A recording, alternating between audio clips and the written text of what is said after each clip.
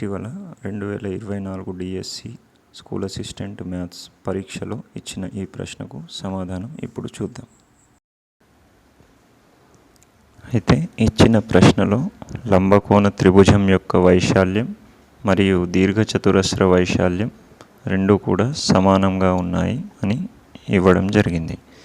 అయితే ఈ లంబకోణం యొక్క భూమి 30 సెంటీమీటర్లుగా మరియు ఈ దీర్ఘచతురస్రం యొక్క పొడవు వెడల్పులు వరుసగా 75 సెంటీమీటర్లు మరియు 8 సెంటీమీటర్లు అని ఇవ్వబడి ఉంది. అయితే లంబకోణ త్రిభుజం యొక్క వైశాల్యం మనకు తెలుసు ఏంటి అంటే ½ ఇంటూ భూమి ఇంటూ ఎత్తు. అంటే ఇది ఒక్కటే లంబకోణ త్రిభుజానికే కాదు, ఎనీ త్రిభుజం యొక్క వైశాల్యం కనుగొనడానికి ఇదే సూత్రం పనిచేస్తుంది.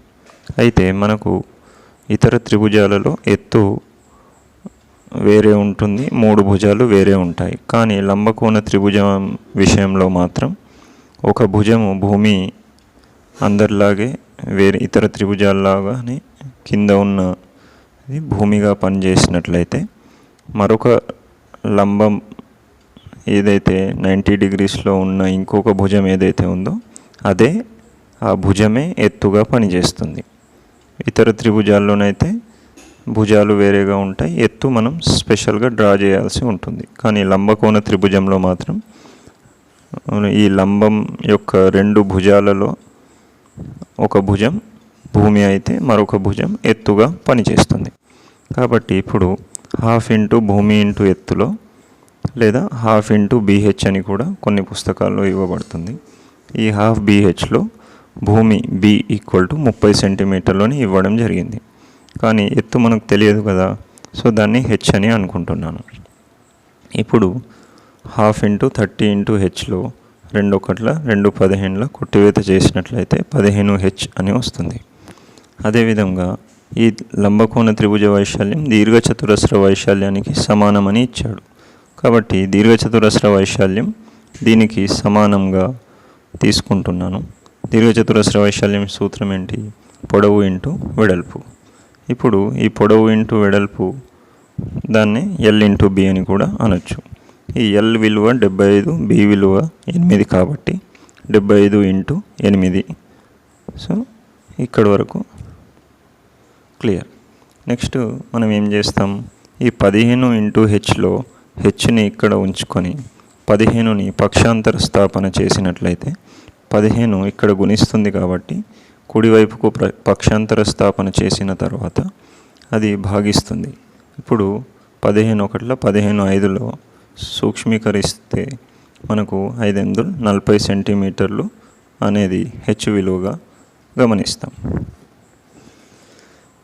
ఇప్పుడు మనం అడిగిన ప్రశ్నలో మనకు భూమి ఇచ్చాడు, ఎత్తు ఇందాక వచ్చింది. కానీ మనం కనుగొనవలసింది H కాదు, దీని యొక్క చుట్టుకొలత. అయితే చుట్టుకొలత కనుగొనడానికి మనము 3 భుజాలను కొలతలను కూడవలసి ఉంటుంది. కానీ ఇక్కడ 2 భుజాలు మాత్రమే తెలిసాయి. మరి 3వ భుజం ఎలా తెలుస్తుంది?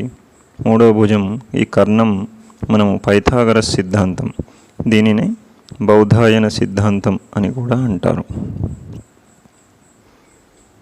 బౌధాయన సిద్ధాంతం లేదా పైథాగరస్ సిద్ధాంతం ప్రకారం కర్ణము స్క్వేర్ = మొదటి భుజం స్క్వేర్ ప్లస్ రెండవ భుజం స్క్వేర్. సో కర్ణం మనకు విలువ తెలియదు కాబట్టి దాన్ని D² ఉంచుకొని మొదటి భుజం స్క్వేర్ 30², రెండవ భుజం స్క్వేర్ 40² చేసి ఈ విధంగా సూక్ష్మీకరించిన తర్వాత మనకు D² విలువ 2500 వస్తుంది. కానీ మనకు కావాల్సింది D విలువ, D² విలువ కాదు. సో ఈ స్క్వేర్ని తొలగించడానికి ఇరువైపులా వర్గమూలం చేయగా మనకు D విలువ లభిస్తుంది.